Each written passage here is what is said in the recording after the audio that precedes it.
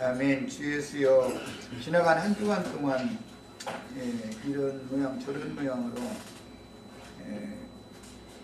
여러 가지의 그 환경 가운데 우리를 두셨지만 여전히 지켜주시고 보호하셨다가 오늘 말씀 잔치에 이렇게 함께 모여서 말씀을 잔치로 누릴 수 있도록 은혜를 베풀어 주신 주님께 감사를 드립니다. 우리 생각이 다 분명하고 속세에 잡혀 있는 모든 찌꺼기들 때문에 막지 못한데 세속에 속한 것, 지난 날에 있었던 모든 기쁜 것이든 아팠던 것이든 모든 것들 다 털어내게 하시고 청결한 양심과 건전한 정신 가운데에서 말씀을 온전히 다 받아들이고 흡수할 수 있도록 생각을 맑게 하시고 어둠의 용들을 다 물리쳐 주시며 형제 자매님들 심령과 마음속에 주님의 은혜만이 충만하게 임재하여서 오늘 나누는 말씀이 우리 온전한 구원의 말씀이 될 수 있도록 믿음의 말씀으로 화합시켜 주시고 말씀을 들을 때 많은 것들을 생각해 봐가면서 들어서 나의 삶 가운데 이걸 적용하게 하시고 지금까지 지나간 날이 어쨌든 잊어버릴지라도 앞으로 남은 생애를 잘 경영해서 남은 인생은 성공적인 인생으로 마감을 잘할 수 있도록 인물에게 복을 내려주실 주의 이름으로 기도합니다. 아멘. 자, 에베소서 나가는 말씀 이제 마지막 장으로 왔습니다. 에베소서 6장 1절에서 우선 4절 말씀을 읽고 오늘은 이 말씀을 중심으로 해서 말씀을 나누겠습니다. 자, 본인의 성경책에서 찾아있습니다. 인용 자료에 있지만 이 본문을 읽을 때는 본인의 성경책을 찾아주셔야 되겠어요. 자, 같이 읽습니다. 자녀들아, 그 안에서 너희 부모에게 순종하라. 이것이 옳으냐. 네 아버지와 어머니를 존경하라. 이것은 약속이 있는 첫 계명이니 이것으로 네가 잘되고 땅에서 장수하리라. 또 아비들아, 너희 자녀를 노력해 하지 말고 오직 주의 은혜와 훈계로 양육하라. 아멘. 아멘. 많은 장처를 할애해서 에베소서가 지금까지 하나님의 그 영원전의 계획과 그분이 선하시고 기쁘신 뜻을 시간 가운데서 이루기 위해서 예수 그리스도를 세상에 보내어 구속을 하시고 구속하신 성도들로 하여금 교회로 세우신 목적을 쭉 설명한 다음에 교회 생활을 다루는 4장 이하에서부터 쭉 말씀이 지금 이어져 나오는데 4장, 9장은 모두가 다 그리스도는 남편이고 교회는 아내의 신분이다 라는 것에 이제 중점을 둬서 많은 말씀을 했고 그 다음에 6장으로 넘어가서 이제 첫 번째는 똑같이 교회 생활을 지금 다루지만 오늘 우리가 읽은 이 4절까지 이 단락에서는 부모님과 자녀들의 관계다 이렇게 지금 교회가 무엇인가를 설명할 때 부모님과 자녀의 관계다 이렇게 설명을 하는 말씀이 나왔어요. 그리고는 이제 5절 이하에서 9절까지는 교회 생활에서 그리스도는 주인이고 교회의 인도자들은 종의 관계다. 말씀이 이렇게 쭉 이어져 나가고 있어요. 근데 최종적으로는 교회를 위해서 은사로 하나님께서 세우신 이미 그게 4장에 나왔던 말인데 인도 직분을 갖는 자들이 어차피 교회에서는 중요한 책임을 져야 되기 때문에 그리스도가 교회에 관한 말씀을 4장에서 6장까지 쭉 이렇게 설명을 하면서 세 가지 그 부류로 이렇게 분류를 했는데 첫째는 남편과 아내라는 것을 길게 말씀을 해왔고 그 다음에는 부모님과 자녀들의 관계다 교회 생활이라는 것은 그 다음에 가장 중요한 것은 이제 마무리 말씀은 그리스도는 주인이고 교회를 양육해야 되는 책임이 있는 말씀을 가르치는 그 직분자들은 종의 관계인 것이다. 이제 이것을 강조해서 마무리 말씀을 했는데, 그건 다음 일요일날 또 나누겠지만은 종들이 주인이 되는 경향이 많기 때문에 이것을 이제 염두해서 마무리 말씀으로, 최후 말씀으로 이것을 강조를 하고 이제 방점을 찍은 거죠. 말하자면 위로 올라가신 그분이 위로부터 와서 구속하신 성도들을 데리고 함께 위로 올라가실 때 교회를 세우셨고, 교회를 위하여 뭐 사도와 선지자와 목자와 교사 등 많은 그 은사자들을 선물로 주셨다. 그게 교회에게 이 말씀을 가르치는, 또 교회를 목양하는 책임을 맡은 종들을 세우신 것이 하나님이 교회를 위해서 주신 선물이라는 거예요. 그런데 하나님이 교회에게 선물로 주신 선물들이 이제 교회에게 선물이 되는 것이 아니라 교회를 지배한다든지 주장한다든지, 또는 지가 머리 노릇을 한다든지 남편 노릇을 지가 한다든지, 이렇게 되면 교회가 어지러워지니까 순서대로 말씀을 지금 해나간 거기 때문에 이해가 있기를 바래. 큰 틀에서 지금 말씀드린 거예요. 자, 이제 자료 말씀으로 들어가서 우선 6장 제 세부 내용으로 들어가면 1절부터 4절 말씀을 같이 나누도록 하겠습니다. 짧은 4절로 되어 있지만, 교회 생활이라는 건 부모님과 자녀들이 관계다라고 말을 하는 것은 인간사에서 지금 다 이게 비유를 하는 거기 때문에, 인간사에서 남편과 아내의 관계로 비유를 들어서 그리스도와 교회를 쭉 설명했었던 것처럼, 이번에는 인간사의 가정에서 부모님과 자녀들의 관계, 가정의 관계와 같은 거다. 하나님의 가정이 곧 교회다. 지금 그 말이죠. 말하고자 하는 의도는 이런 관점을 가지고 읽어나갑니다. 자, 구약시대의 옛 계명을 완전케 하는 신약의 새 계명. 흔히 말하는 옛 계명이라는 게 구약 성경 문체를 말하는 것이, 그걸 이제 압축한 건 10계명이고, 10계명을 또 압축하면 크게 두 강령이 되죠. 위로 하나님을 사랑하라는 거, 아래로는 이웃을 사랑하라는 거. 그런데 그것을 이제 하나의 계명으로 요약을 하면 예수 그리스도를 사랑하라는 말인 거예요, 사실은. 그러니까 이제 그 구약의 모든 옛 계명을 완전케 하는 것은 신약의 교회 생활을 어떻게 하는 것인가, 그걸 말한단 말이에요. 사실은 이 구약 성경 전체를 요약하면 주님께서 당신의 모든 것을 바쳐서 피로 사신 영혼들을 통해서 세운 교회에 주님의 모든 목적을 두고 있기 때문에 믿는 성도들이 교회 생활을 어떻게 하는 것이 율법의 모든 것을 완성하는 것이다. 지금 그걸 반복해서 말하는 거예요. 이런 그 기본적인 성경의 의도를 이해를 하시기를 바라요. 자, 그래서 그리스도와 교회의 관계를 먼저 남편에게 하나님이 짝지어 주신 배필인 아내의 관계로 설명하여 교회 생활을 통해서 하나님의 율법을 실현해야 된다라는 것을 4장에서 5장 끝까지 많은 절을 할애해서 말씀을 했어요. 그리고 나서 6장에 넘어가면 이제 두 가지 항목을 말하고 있는데, 그 중에 첫 번째 항목이 부모님과 자녀의 관계다 이거예요. 교회 생활이라고 하는 것은 부모님과 자녀의 관계니까 인간사의 가정과 같다 그런 말이죠. 교회는 하나님의 가정이다 말하자면 그런 뜻이죠. 자, 그 다음에 교회의 각 지체들은 교회의 머리이신 그리스도와 교회의 관계인 하늘아버지와 어머니의 관계를 상징하는 구약 성경은 아브라함과 사라가 구속사의 아버지와 어머니죠. 이제 그래서 이스라엘 12지파는 아버지라는 이 아브라는 용어는 조상이라는 말인데, 아버지라는 말을 하면 모든 생명의 근원이라는 것을 생각하면 아브라함이라고 생각을 했어요. 아담이라고 생각하지를 않고. 왜 그런가?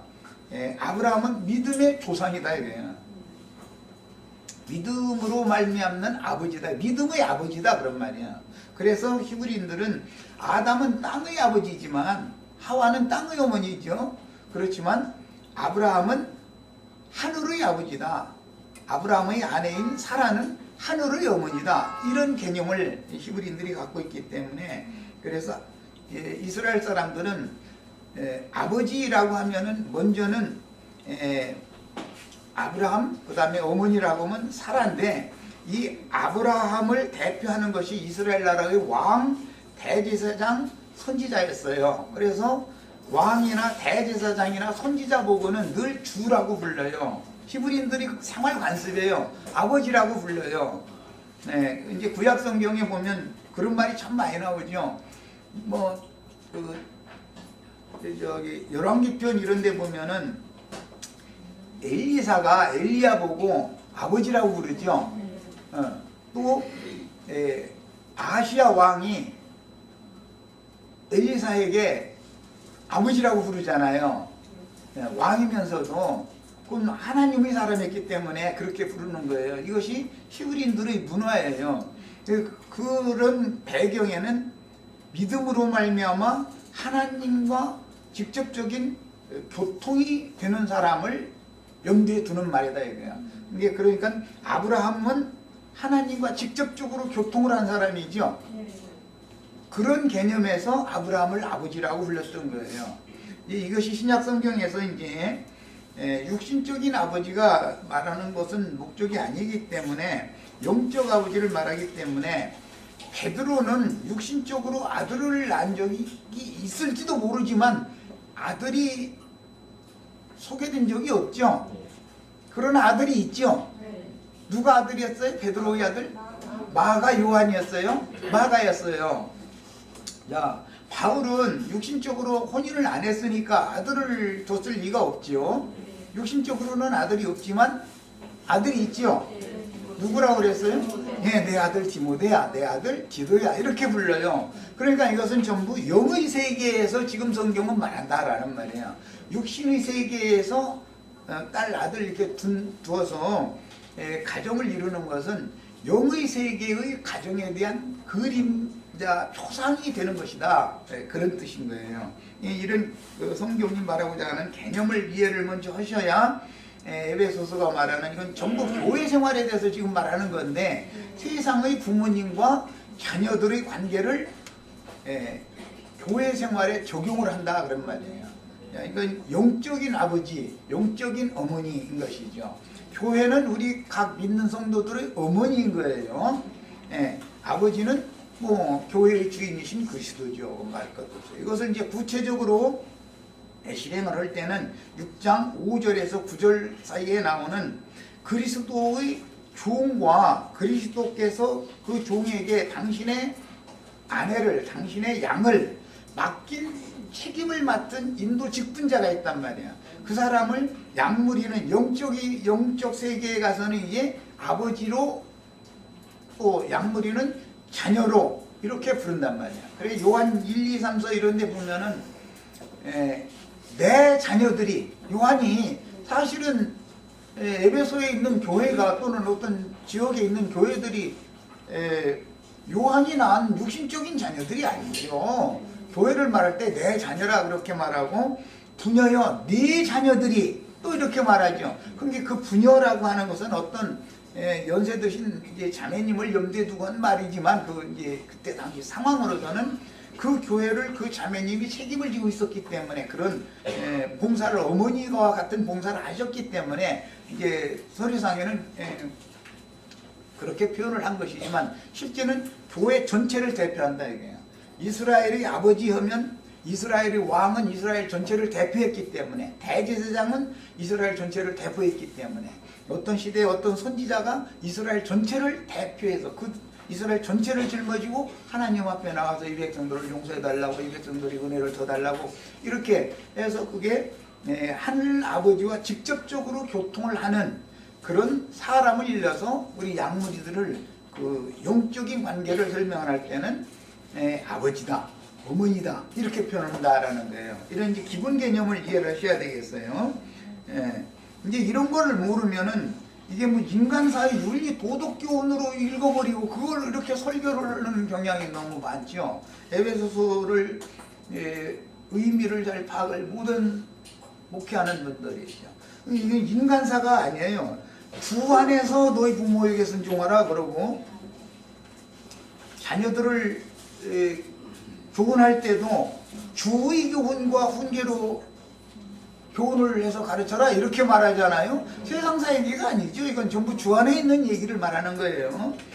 그런데 세상사를 비유로 든다 그런 말이야. 이런 이제 개념을 정리를 하신 다음에 말씀에 들어갑니다. 자, 그래서 아브라함과 사라가 믿음 세계에서는 부모님이다 그거야. 그게 이스라엘 사람들의 개념이에요. 누가복음 16장에 보면 부자가 죽어서 장사되어서 음부의 불꽃 가운데로 갔죠. 그런데 구름 너머 멀리에 아브라함의 품에 자기한테 박해당하던 나사로가 거기서 위로를 받고 있더라는 거예요. 그런데 그 아브라함에게 부를 때 아버지 아브라함이요 이렇게 부르죠. 이스라엘 사람들은 아브라함을 뭘로 봤다? 아버지로 봤다 이거예요. 무슨 뜻으로?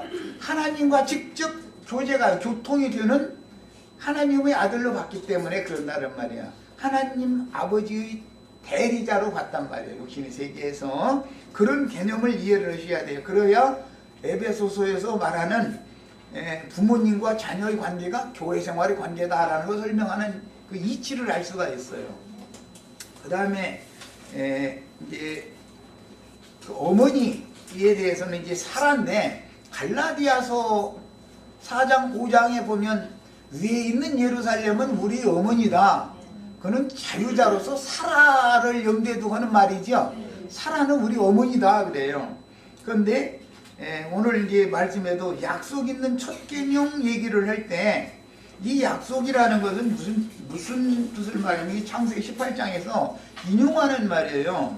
창세기 18장에 보면 여호와 하나님께서 두 천사를 대동하고 아브라함의 장막에 왕림하셨었죠. 그때 아브라함이 나가서 여호와와 그 두 천사를 공개를 했죠. 그때 첫 번째 약속을 준 게 뭐냐? 내년 이맘때가 되면 그때 내가 다시 올 건데 그때 네 안에 사라에게 아들이 있을 것이다. 그리고 일방적으로 뭐 사람이 뭘 요구하고 그런 것도 아닌데 하나님께서 오셔서 일방적으로 그분의 목적 계획에 따라서 약속을 아브라함에게 딱 하는 거예요. 그런데 사라가 대문제에서 이렇게 들었다는 거예요. 그 말을. 사라가 그때 나이가 89세니까 경수가 크게진 지는 오래고 그러니까 웃었다는 거잖아요. 이게 이해가 안 되니까 그랬겠죠. 안 믿어졌다는 것이죠. 그러니까 이제 네 안에 사라가 어디 있느냐 뻔히 알면서 그러신 것이죠. 네 안에 사라가 내 말 안 믿고 지금 웃었다. 아이 나 묻지 않았다고 이제 그래가면서 나중에 시인하는 얘기가 나와요. 창세기 18장에 보면 그 명년 이맘때 되면 내가 다시 올 텐데 그때 네 몸에서 아들을 낳게 해주겠다. 그래서 이삭 부부는 그 약속의 자녀라 그런단 말이야. 이스마엘이라는 아들이 있었었죠. 이미. 그 아들은 하나님의 약속으로 얻은 아들이 아니고 그냥 하갈이라고 하는 애굽 여종을 통해서 인위적으로 사람의 생각을 따라서 얻은 것이죠. 그걸 이제 요한복음에서는 혈통과 육정과 사람의 뜻으로 난 자다. 그런 거예요. 하나님의 약속으로 주신 자녀가 있고 혈통과 육정과 사람의 뜻으로 얻은 자녀가 있다는 거예요. 예, 성경이 말하는 의도를 잘 하셔야 되겠어요. 약속의 자녀라는 말은 하나님이 그분의 목적을 위해서 사람을 이용하신다. 사람을 통해서 그분의 뜻을, 그분의 선포한 말씀을 이룬다. 그런 말이에요. 반드시 내가 가능하지 않은 여자를 통해서 아들을 죽였다고 약속해놓고 1년 후에 정말로 이삭이 태어났죠. 이런 이유 때문에 약속의 자녀라는 말이 나오는 거예요. 약속의 자녀. 우리 형제 자매님들은 구속받은 속사람은 전부 약속의 자녀죠. 첫 번째 육신이 부모에게서 태어난 자녀는 혈통과 육정과 사람의 뜻에 따라서 난 자녀들이었었는데 이런 사람을 위로부터 구속해서 위로부터 거듭나게 만들면 이것이 깨달아지면 약속의 자녀가 된다. 약속의 자녀. 그 약속의 자녀는 왜 약속을 하느냐? 내년에 이 안에 사라를 통해서 아들을 주겠다는 약속부터 시작해서 후사는 다메섹 엘리에셀이 아니고 그건 종이지. 종이 어떻게 후사가 될 수 있냐. 내가 아들을 줄 건데 아들이 네 아브라함에게 준 모든 하나님의 축복의 후사는 네 몸을 통해서 난 아들이 후사가 되는 거다. 상속권은 그거가 있다. 이런 그래서 약속의 자녀 얘기하면 하나님의 나라 예수 그리스도의 왕국을 상속받는 후사권이 있다. 그런 뜻이에요. 그게 약속의 자녀다. 그런 말이에요. 이제 이런 성경의 의도를 잘 이해하신 다음에 이제 이 자료 말씀 더 읽어 나갑니다. 그래서 부모님의 자녀들인 성도들은 하나님의 자녀들이다. 약속의 자녀들이다 이거예요. 우리 속사람은 겉사람이야. 아담과 하와의 자녀들이지만 원조상은 아담과 하와니까 이제 구속사에서 그러나 아담과 하와는 저주의 근원이 되었죠. 그리고 저주를 변하여 복이 되게 한 복의 근원이 아브라함이죠. 그것도 다 일방적으로 약속으로 된 거예요. 그래서 이 사실이 믿어진 사람들은 약속의 자녀다 이거예요. 하늘에 속한 신령한 복으로 받는 거예요. 육신의 저주를 변하여 영적인 복으로 주시는 것이 성경 이야기다 그런 말이야. 자, 그 다음에 더 읽어 나갑니다. 이게 부모님의 자녀들은 당연히 생명의 근원인 아버지의 말씀과 생명의 터전인 교회를 공경하며 순종해야 하는 것은 육신의 부모님과 육신의 자녀들의 관계가 초상이 된다 그런 말이야. 세상에서 자식이 부모에게 불순종하고 거역하고 대들면 복이 있어요? 복이 올라가다가도 도망가요? 도망가죠? 그야말로 국물도 없어. 예. 아버지 거 차라리 나 저 사회에다가 다 반환해버리고 갈 거다 하고서 한 분도 안 남겨주고 갈 수도 있죠. 인간사로 보다 그렇지 않냐 이 말. 인간사로 봐도 불효하는 놈은 남만 또 못 올 수도 있잖아요. 그런 것도 잘 염두에 두셔야 돼요. 그래서 세상사가 교회 생활에 대한 표상이 된다 이거예요. 그런데 교회 중에도 그 불상놈이 더러 나올 수도 있죠. 신앙생활 내내 잘 하다가 교회 애비한테 침뱉고 주먹질하면서 덤비는 놈도 더러 나타나잖아요. 그럼 그놈 가만 놔둬야 돼요. 그놈을 난리 배락을 내서 도둑을 내버려야 돼요. 이런 이치를 잘 알아야 된다. 교회 생활을 함부로 하면 안 된다 이런 말이에요. 그래서 하나님은 사랑이신 하나님이지만 엄격한 분인 면도 있다는 걸 알아야 돼요. 그래서 양면을 잘 알 필요가 있어요. 자, 그래 이제 이런 가르침은 그 근원이 창세기 1장 26절로 28절에서 기인되므로 이미 다 암기하는 말씀이지만 창세기 1장 26절에서 28절을 읽고 다시 오겠습니다. 자, 아주 중요한 성경의 그 구속사의 아주 중요한 내용이 창세기 1장 26절로 28절인데 여섯째 날 맨 마지막에 창조된 것이 하나님의 사람인 한 남자와 한 여자였죠. 사람 창조가 맨 나중에 된 거잖아요. 그런데 남자만 지어진 게 아니라 남자와 여자를 지으셨죠. 창조하신 얘기죠. 자, 읽어봅니다. 26절부터 28절. 하나님이 이르시되 우리의 형상을 따라 우리의 모양대로 우리가 사람을 만들고 그랬는데 이것은 번역이 잘못됐다는 걸 이번 기회에 이제 다시 한번 지금 밝히려고 그래요. 여기 그리고 나서 그들로라는 건 사람이 복수다 이런 말이죠. 여기 그러니까 우리가 사람을 만들고 그랬는데 사람들을 만드는 거예요. 왜 남자 하나만 만드는 게 아니라 여자도 사람으로 만들었으니까 똑같이 하나님의 형상과 모양으로 만들어진 사람은 남자만 있는 게 아니에요. 여자도 있는 거예요.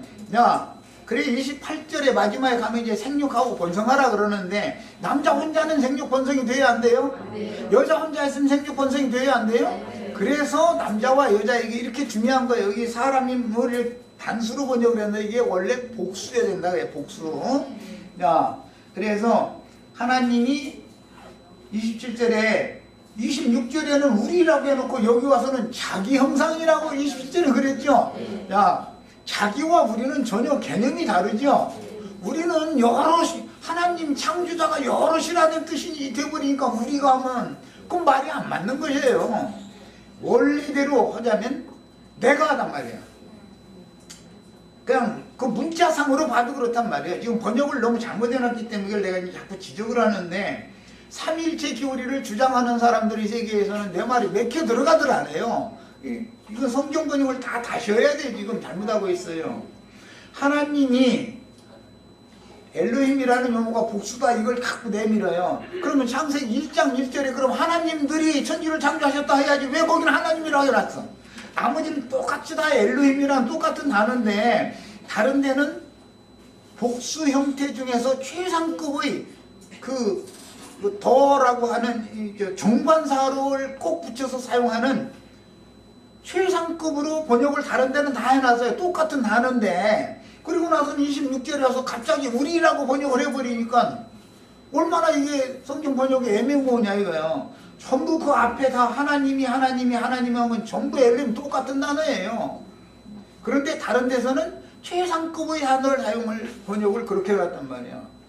앞에 나오는 단어들도 다 하나님들이 천지를 창조하셨다 뭐 하나님들이 이르시되 다 이렇게 하든지 그러면 일관되게 다른 데는 다 하나님이라고 하는 최상급의 그냥 그 정관사를 붙여서 사용하는 하나님이라고 하는 그 대문자로만 사용하는 그 용어를 사용해 놓고 나서 아니 26절에서 갑자기 하나님이 우리라고 해버리니까 뭐가 되냐 이거요. 일관성이 없죠 벌써 봐도.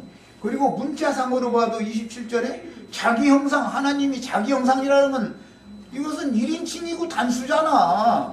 문자로 봐도.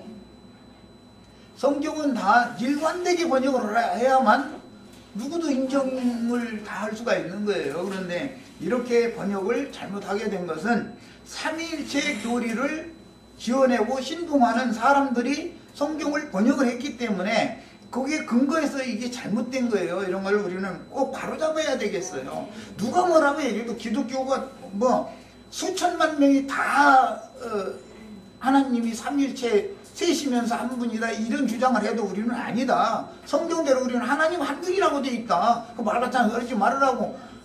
진리를 담대하게 전파할 수가 있으셔야 되겠어요. 담대함이 필요해 이거는. 예. 그럼 당연히 그들에게 박해가 오지만 그래도 결과적으로는 말씀이신 하나님이 승리하게 돼 있어요. 진리가 이기게 돼 있는 거예요. 자 이제 더 나가겠습니다. 하나님 27절 자기 형상 곧 하나님의 형상대로 하나님의 형상이 자기 형상이다 그랬는데 이 자기가 누구냐면 신약에 설명이 딱 나오죠. 그리스도는 하나님의 형상이니라. 이게 그리스도의 형상을 말하는 거다 이게요. 그리스도가 창조자라는 것이 골로새서 1장에는 정확하게 이렇게 돼 있죠. 히브리서 1장에도 예수 그리스도 그분이 창조자다. 모든 만물이 그분으로 말미암아 그분을 위하여 그분이 창조하셨다 이렇게 돼 있잖아요. 그러면 거기에 맞춰서 성경이 구약 성경도 정확하게 그렇게 문자대로 봐도 그렇게 돼 있기 때문에 앞뒤가 안 맞는 번역을 해놓고서 우기면 안 된다 이거예요. 모든 게 다 일관되게 맞게 번역을 해야지. 자, 그 다음에 그런데 하나님의 형상대로 사람을 창조하시되 남자만 창조한 게 아니라 남자와 여자를 창조하셨다. 왜 그랬겠냐 이거예요. 생육 번성을 위해서 그런다고요. 생육 번성. 충만의 수가 채워져야 되는 과정이 필요하기 때문에 그렇다. 그래서 우리의 형상과 우리의 모양대로 사람을 만들고 할 때 여기 만들고라는 것이 이것은 포괄적인 적용을 하는 그런 동사 형태인 거예요. 이것을 이제 신학적으로는 뭐라고나 연결하는 그런 형태의 그런 용법인 거예요. 그러니까 예수 그리스도를 먼저 자기 형상, 자기 모양대로 예수님이 맨 먼저 만들어지죠. 부활로 말미암아 만들어졌다는 거지. 우리 저 레이기 강론하면서 마침 요즘에 완전히 성경 이 구약 신약 언어도 이렇게 딱딱 들어맞춰져 가지고 나가는 이것도 신기한 일이에요. 보면 예수님이 먼저 구속자로 세상에 아담의 실패를 완전하게 회복하러 예수님이 오시죠. 그 때가 찼을 때 오는 거예요. 약속에 따라 오는 거예요. 그게 아브라함의 아들 이삭은 하나님의 아들 예수님에 대한 예표였기 때문에 예수님이 때가 차면 온다 이거예요. 명년 이맘때 약속의 자녀로 이삭을 주신 것처럼 그 약속의 아들이 누구냐면 예수님을, 지금 이삭은 예수님을 상징하는 거다 이거예요. 예수님이 오셔서 모든 것을 완전케 하고 하나님 나라를 상속받는 완전한 후사로 그분이 세움을 받는다 그런 말이에요. 야, 그래서 그분의 명의하에, 장자의 명의하에 우리는 함께 기업을 상속받는 거예요. 예수 그리스도 이름으로 받는 거예요. 그래서 이것이 성경이 일관된 흐름인 거예요. 자, 그 다음에 하나님이 그들에게 했으니까 사람을 이란 단수가 아니라 남자와 여자니까 그들이 맞죠. 이 일관되게 번역을 해야 된다는 거예요. 이 성경을 너무 번역자들이 성경 전권에 대한 이해가 없는 거예요 지금. 그러다 보니까 윗절에서는 단수인 사람을 해놓고, 아니 남자도 짓고 창조했고 여자도 창조했는데 어떻게 단수가 돼? 복수해야지 당연히. 그렇잖아요. 그래서 28절에는 하나님이 그들에게 했을 때는 남자와 여자에게 그 말이죠. 복수지요.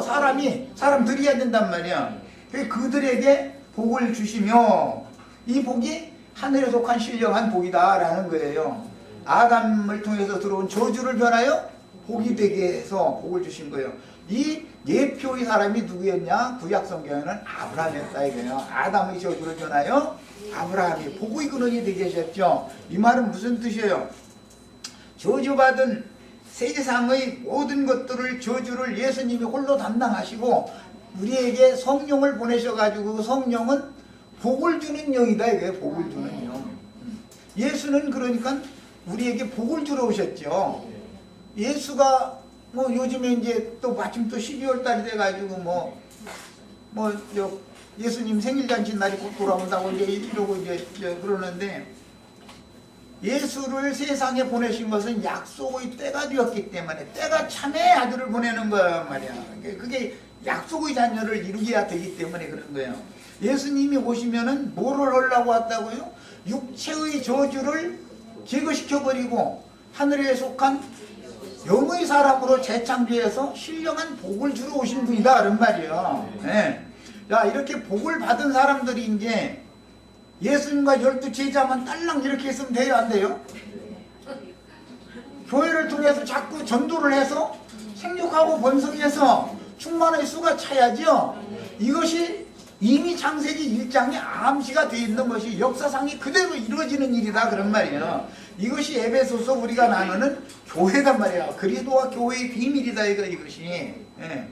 이 내용을 알아야 계시록을 이제 해석을 할 수가 있는 거예요. 계시록 해를 입은 여자가 이기는 자들을 낳는데 이기는 자는 용이 삼켰다. 용이 삼켰는데 하늘의 아버지께로 데려갔다 그랬잖아요. 그러니까 우리가 순교를 당하면 육체는 흙은 뱀이 먹지만 그 영혼은 하늘 아버지께로 간다. 지금 그걸 말하는 거예요. 그래서 그냥 세상 축복받는 얘기만 하지 말고 진리를 위하여 순교자가 되어져 가지고 하나님의 세계를 상속받는 후사가 되는 걸 우리는 죽어야 된다. 창세기 1장에서부터 일관되게 계시록 끝까지 흘러가는 말씀이다 이런 말이에요. 성경의 흐름인 거예요 이것이. 예. 자, 이제 그들에게 복을 주시며 하나님이 그들에게 이르시되 생육하고 번성하여 땅에 충만하라. 땅을 정복하라 그랬어요. 생육 번성을 해야 되기 때문에 남자와 여자를 창조하시고 얘기가 나왔던 거예요. 자, 그러니까 남자 예수님을 육체로는 죽임당하시고 장사되셨지만 영으로는 살리심을 받아가지고 승천을 하신 것이 만들어진 상태죠. 이제 완성이죠. 그 예수 그리스도의 형상과 모양으로 또 믿는 이들을 똑같이 만들어서 많은 아들들, 많은 아들들을 낳을 수 있는 교회를 먼저 딱 세운다 이거예요. 그 교회는 하나님의 말씀을 전도를 해서 많은 자녀를 낳아야 되는 것이다 이런 말이에요. 이게 생육 번성의 원리인 거예요. 야, 그 중에는 이제 자녀인데 녀는 빼고 이제 셈족의 문화는 맏아들이 우선 아들이 있으면 아들에게 상속을 주는 거예요. 장녀가 있어도 딸만 쭉 낳다가 아들 마지막에 하나 낳았으면 그놈이 마지막 그놈이 상속자가 되는 거예요. 그게 셈족의 문화예요. 이런 거기 때문에 계시록에서는 딸란 얘기가 없죠. 중간에는 자녀 얘기, 딸도 많이 나오고 예루살렘의 딸들아 딸 얘기도 많이 나오죠. 계시록에 가면 딸이 쏙 빠져버려요. 그럼 왜 그래요? 거기는 완성을 상속받는 후사 이야기를 기 때문에 그래요. 자매님들 되게 서운할 것 같은데 그건 육신의 얘기가 아니니까 상관없어요. 걱정하시지만.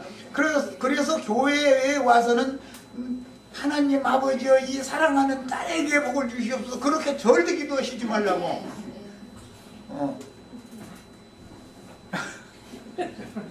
상속자는 다 아들들이니까 우리는 나는 그의 하나님이 되고 그들은 나의 아들들이 되리라 그랬지 나의 딸들이 되리라는 건 계시록에는 없어. 우리 형제자매님들 육신으로 딸로 태어난 것도 억울해 죽었는데 영혼 세계에 가서까지 딸로 들으려고 설득하시지 마. 하나님 아버지 이 딸에게 막 뭘 주시고 그렇게 기도하시지 말라고 내가 자꾸 그러는 거야. 이 아들에게 약속하신 것을 이루실 줄 믿습니다. 이렇게 기도해야 된단 말이야. 우리 약속의 아들이니까 말이야. 이렇게 기도하시길 바래요. 이상한 거 가르친다고 생각하시지 말고. 자, 그 다음에 땅에 충만하라. 이것은 이제 예수님이 영이 되셔가지고 지자들을 보내면서 땅 끝까지 이르러 내 증인들이 돼서 모든 믿는 자들을 제자를 삼아라. 이렇게 표현을 하셨죠. 그 다음에 땅을 정복하라. 땅을 정복하는 건 전도를 하는 것을 말하는 거예요. 가나안 땅 전쟁 얘기라는 것은 사실은 전도 이야기다 이런 말이에요. 전도 이야기를 말하는 거예요. 이게 성경을 알아야 성경으로 성경을 해석하면 다 맞아 들어가게 돼 있어. 그게 흐름이 맞기 때문에. 땅을 정복한다라는 건 사실은 가나안 땅을 정복하는 거예요. 이스라엘 백성들이 들어가서 군대가 들어가서. 그런데 이것은 실제적으로는 전도를 하는 것을 말한다 이거예요. 전도를. 자, 전도를 하는 것은 이제 영적으로는 사람의 마음이 저주가 충만한데 어둠이 가득한데 사람의 마음에 참 빛이신 하나님을 투과시켜 줘 가지고 빛이 어둠을 이기고 그 다음에 복의 근원인 하나님이 복을 주시는 하나님이 저주를 불러들이는 마귀를 정복하는 얘기다 이런 말이야. 이게 마음속에 가득한 귀신의 영들을 진리의 영, 빛의 천사들의 영을 통해서 귀신의 영들을 마음에서 다 제거시켜버리는 것이 가나안 땅 정복 이야기다 이런 말이야. 이것이 복음 전파다 이런 말이야. 야, 이런 이제 개념을 가지고 이거 어떻게 하다 보니까 창세기 1장 하다가 시간이 다 가버렸는데, 자 이제 본문으로 다시 돌아갑니다. 성경의 이런 일관된 어떤 그 의도와 흐름을 일단 알고 있으셔야 돼. 성경의 일관된 흐름에서 빗나가 버린 것은 그것은 진리의 가르침이 아닌 거예요. 성경이라는 것은 일관되게 창세기에서 계시록까지 말하고자 하는 어떤 흐름이 있단 말이에요. 일관된 흐름이 있어. 예. 자, 이제 이 자료 말씀으로 다시 들어갑니다. 자, 그래서 이런 가르침의 근원은 창세기 1장 26절에서 28절에 기인되므로 창세기 1장에서 창조주 하나님의 형상과 모양대로 형상이라고 하는 것은 성품, 인격을 말하는 것이고 모양이라고 하는 것은 신령체를 말하는 거예요. 예. 그래서 형상과 모양대로 만들어진 남자와 여자가 생육하고 번성하여 모든 생물을 다스리는 권위를 갖는, 남자와 여자를 하나님의 형상과 모양으로 만드는 목적은 뭐였죠? 생육하고 번성하여 땅을 정복하고 모든 생물을 다스리게 하자라는 것이 목적이죠. 최후로는 왕들이 되는 것이죠. 네, 그거예요. 하나님의 왕국 실현과 하늘의 아버지와 어머니의 소생들인 참 아들들에게 그분의 왕국을 상속해 주시는 후사상속에 대한 깨달음은 지금까지 내가 쭉 일관된 성경의 흐름을 말한 것은 이것은 계시로나 알 수 있는 문제지 무슨 세상 지식으로 무엇을 이게 알 수 있는 문제가 아니다 이 말이에요. 이거는 하나님이 마음에 감춰진 그 우주 경영의 그 계획과 목적과 완성이기 때문에 그것은 하나님이 계시하여 주는 자 외에는 알 수 없는 문제죠. 이 문제는 머리 좋다고 하는 게 아니에요. 이건 성경이라는 거는. 그 다음에 하나님의 구원사를 기록한 책 중의 책인 성경을 이해하는 데는 필수적인 요구는 성령의 감동으로 아니하고는 하나님의 영원한 목적에 의한 그분의 계획과 그분의 목적을 실현하는 그리스도 예수의 구속사역과 구속을 이룬 후에 죽은 자를 살려주는 영이 되셔야 될 필요가 그래서 있었던 거예요. 하나님의 참아들로 성경에는 참아들이라는 말이 나옴과 동시에 사생자라는 말도 나오죠. 삼위일체 믿으면 사생자예요, 참아들이에요? 아버지가 셋 중에 하나다 그 말이니까 내 아버지 진짜는 누군지 나 잘 모른다 그 말이죠. 그 어머니가 길거리 여자였다는 뜻이요 말하니까 삼위일체가 우리 하나님이다 그러면 우리 어머니는 길거리 여자야 그 말하는 거예요. 사실은 우리 아버지가 나야. 내 아버지가 분명히 내 아버지가 있긴 있을 텐데 세 분 중에 한 분일 거다라는 거 아니에요 지금. 지레 짐작하는 소리지 뭐. 얼마나 황당한 얘기야 그게. 그 애비도 모르는 놈이 이게 뭐야 그거 사생자지.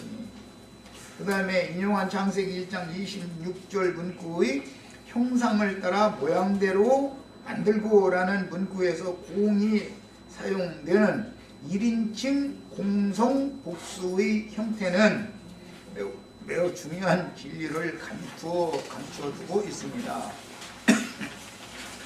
히브리어 성경을 여기 옮겨가지고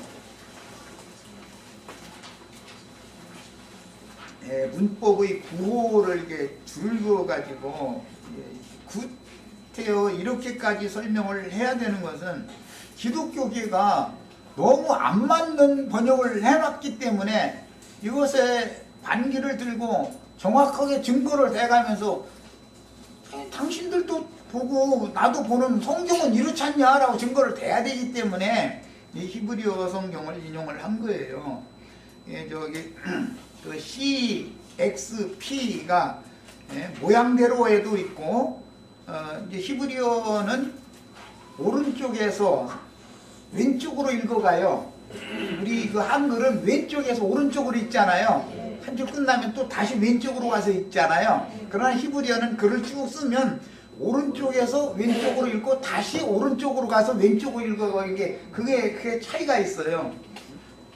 그래서 이제 히브리어에서는 모양대로라는 말이 앞에 나왔죠. 우리 말대로는 형상대로가 앞에 나와야 되는데 그러나 이것은 사실은 뒤에 나온 거예요. 히브리어대로 하자고 해도 맨 왼쪽에 있다는 것은 오른쪽부터 읽어가야 되니까 뒤에 나오는 용어인 거예요. 이제 그런 개념을 알고서 이게 뭐 글자가 바꿔졌네 이렇게 생각하시지 말고 읽어 나가시면 돼요. C는 공성이라는 것을 요약하는 그런 암호인 거예요. 그 다음에 표기법이죠. 그 다음에 X는 늘 1인칭이에요. 인칭이 뭔 말인지 알죠? 나, 내가 그런 말 하면 1인칭이죠. 너, 자기 그렇게 말하면 2인칭이죠. 그분이, 그게 그가 그럼 3인칭이죠. 그런 이제 이건 문법인데 기본 아주 그 초보적인 기본 개념을 이해하셔야 돼요. 그 다음에 P는 복수 형태를 의미하는 거예요. 그러니까 세 단어가 다 공이 CXP라고 하는 그 문법 형태로 이게 구성이 되어 있는 것을 일부러내 지적을 해놨어요. 그리고 만들자, 만든다 하는 그 이제 동사는 VH라고 해서 괄호에 있는데 이것은 연장형 동사다 그래요. 연장형이다. 연장형이라는 것은 어디에서 시작해서 어디까지 포괄적인 적용을 하는 어떤 동사가 나올 때는 이 히브리어는 동사 변형이 굉장히 복잡해요. 그런데 이런 경우는 연장형 동사다 그래가지고 이 문법적으로 이런 용어들이 구사가 되어 있다라는 말은 예수 그리스도를 하나님 자신의 형상과 모양으로 만드는데도 사람의 모양으로 세상에 보냄을 받았다가 하나님 신들의 모양으로 신의 모양으로 다시 신령체로 또 부활되는 그 시공을 초월하는 모양으로 만들어져야죠. 그러니까 그게 전 과정을 연장하기 때문에 적용을 그렇게 하기 때문에 그분을 그런 방식으로 만든 것처럼 여자가 낳은 후사들도 똑같이 그분이 만들어진 과정과 똑같이 반복해서 그렇게 연장해서 만들어진 연장형이다 이거예요. 수가 채워질 때까지 계속 이게 반복돼야 되니까. 예. 그러니까 문법적으로 봐도 히브리어를 아는 사람들이면은 문법적으로 봐도 아 이것은 번역을 잘못했구나라는 걸 다 알 수 있는 거예요. 사람을이라고 하면 단수가 아니라 사람들이에요. 당연히 남자와 여자였으니까. 그리고 그 사람은 단순히 아담 세계에 속한 흙에서 취한 사람 얘기가 아니고 하나님의 형상과 모양으로 만들어진 사람이니까 그래서 그런 의미 때문에 구약성경이나 신약성경에 하나님의 사람이라는 말이 나오는 거예요. 하나님의 사람. 하나님과 연합된 사람이다 이거예요. 하나님과 연합된 사람. 예. 자, 이제 이런 그 문구를 이제 의도적으로 내가 이걸 해놓은 거고 주어인 하나님의 인칭이 1인칭이므로 세 단어 다 1인칭이에요. 자, 그러니까 여기는 우리라고 하면 안 맞는 말이죠. 그래서 인칭에서 내가 내 형상대로 내 모양대로 내가 만들겠다 이래야 맞는 얘기지. 그렇잖아요? 갑작스럽게 우리라는 말을 들여다가 번역을 해놓은 것은 이거는 이래 봐도 안 맞고 저래 봐도 안 맞는 말이요. 창세기 1장에 사용된 용어들은 전부 엘로힘이라는 용어를 전부 최상급의 그 단수 하나님이라는 용법으로 사용을 했어요. 그러면 여기도 똑같이 단수 하나님이라는 개념을 해줘야 되는 거예요. 그럼 안 그러면은 창세기 1장 1절에서부터 전체를 다 창세기 1장 전체를 다 하나님들이 창조하셨다. 하나님들이 이렇게 말씀하셨다. 이렇게 하든지 아예. 그러고 우기든지 꼭 저 신약성경에 모든 성경 구절들을 목자라고 다 번역을 해놓고 똑같은 단어를 목자라고 다 번역을 해놓은 건 에베소서 4장 1절? 10절? 거기 한 구절만 목사라고 살짝 바꿔놓고서는 빡빡 우기면 그냥 똑같은 단어면 같이 다 목사라고 하든지 그러면 목자라는 용어가 나오는 모든 구절을 다 목사라고 번역을 하든지 그럼 다른 데는 다 목자라고 해놓고 나서는 그 한 구절만 목사라고 번역을 해놓고서는 빡빡 우기면 말이 안 맞는 말이죠 이게. 그래서 우리는 진리가 아닌 것은 받아들일 수 없다. 이런 것을 명백하게 누구를 만나든지 이렇게 어떤 근거를 가지고 명확하게 증거할 수 있는 그런 믿음들을 다 가지시기를 바랍니다. 시간이 됐죠? 시간 여기까지 마칩니다.